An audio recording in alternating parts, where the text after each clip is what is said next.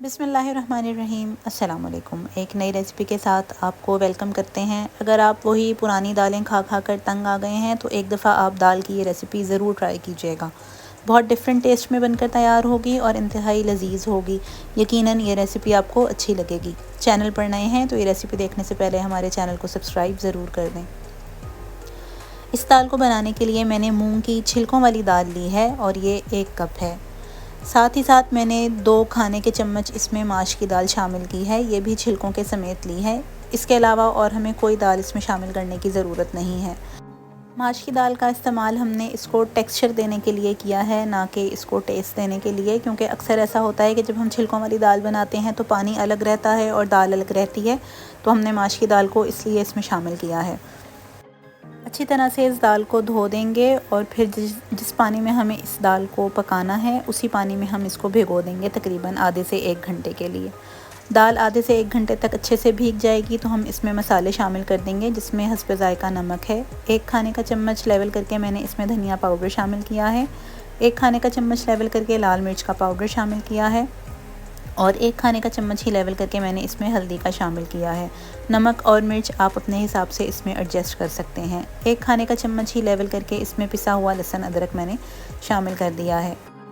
पानी की मिकदार मैंने तकरीबन 2.5 से 3 कप रखी थी, जिसमें ये दाल अच्छे से आधे घंटे भीग भी गई और इसी में ही ये दाल पक भी जाएगी, क्योंकि अगर हमने बाद में इसका पानी चेंज किया तो फिर इसका छिलका उतर जाएगा और सारे छिलके जो हैं वो इसके पानी के साथ ड्रेन हो जाएंगे। तो हमें उसी पानी में जिसमें हमने इसको धो के भिगोया था ये मसाले शामिल कर देने हैं।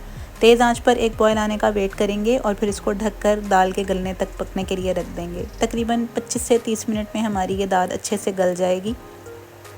आप देख सकते हैं 25 से 30 मिनट के बाद ये दाल अच्छे से गल गई थी। इसकी थिकनेस आपके ऊपर है, आप इसको कितना गाढ़ा या पतला रखना चाहते हैं।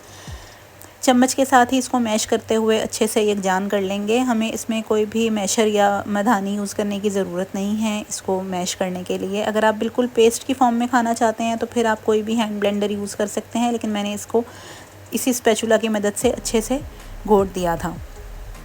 दाल को साइड पे रख देंगे और दाल में जो असल टेस्ट है वो इस तड़के से आएगा। तड़का बनाने के लिए मैंने आधा कप देसी घी एक पैन में लिया है, उसमें 3 से 4 मैंने लाल साबुत मिर्चें शामिल की हैं।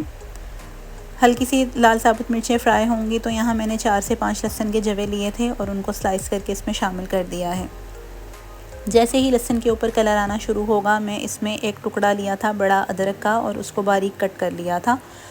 कटी हुई जो अदरक है वो हम इसमें शामिल कर देंगे और अदरक के साथ ही इसमें 2 से 3 हरी मिर्चें भी शामिल कर देंगे। इस तड़के की ये तमाम अज्जा इंतहाई ज़रूरी हैं। लहसुन और अदरक से इसका जो फ्लेवर है वो बहुत ज़्यादा इन्हेंस होगा, तो तड़के में ये तमाम अज्जा आप ज़रूर शामिल करें। हल्का सा हरी मिर्च और अदरक भी अच्छे से फ्राई हो जाएगा, लहसुन गोल्डन हो जाएगा तो हम लास्ट में 1 चाय का चम्मच इसमें ज़ीरा शामिल कर देंगे और फिर ये तड़का बिल्कुल हमारा तैयार है। मैंने दाल को डिश आउट कर लिया था और तड़का लगाने से पहले मैंने दाल के ऊपर थोड़ा सा गरम मसाला शामिल किया है। ये टोटली आपकी चॉइस है, आपको इसका फ्लेवर अच्छा लगता है तो आप थोड़ा सा गरम मसाला दाल सर्व करने से पहले इसके ऊपर छिड़क सकते हैं, और अगर आप इसको स्किप करना चाहते हैं तो आप इसको स्किप भी कर सकते हैं। अब थोड़ा सा ताज़ा हरा धनिया लिया था, वो भी काट कर धोकर इस पर छिड़क दिया है। जो तड़का मैंने तैयार करके रखा था वो तड़का हम इस दाल पर शामिल कर देंगे।